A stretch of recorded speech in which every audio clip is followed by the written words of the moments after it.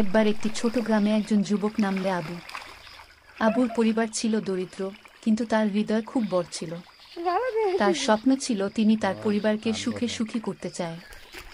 একদিন আবু খামার খেতে গিয়ে দেখেন একটি চামড়ার বক্সে একটি বোতল ভরা আছে। তার জিজ্ঞাসা জাগিয়ে তার পাড়ে থাকা প্রাণীগুলিকে বলে, এই বোতলে কি আছে?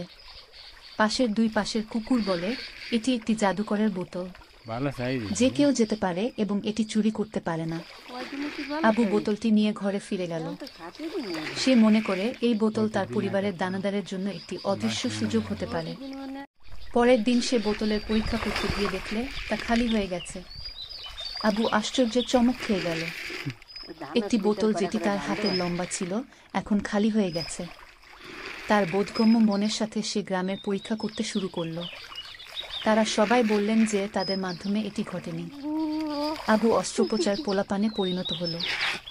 সব প্রকারের তত্ত্বাবধায়ক প্রযুক্তি অনুসরণ করে আবু বক্সটির সঠিক করে বসাতে সক্ষম হয়ে গেল। তার কুকুররা অনেক খুশি হয়ে গেল যে তারা একটি সমাধানের অংশ হয়েছিল।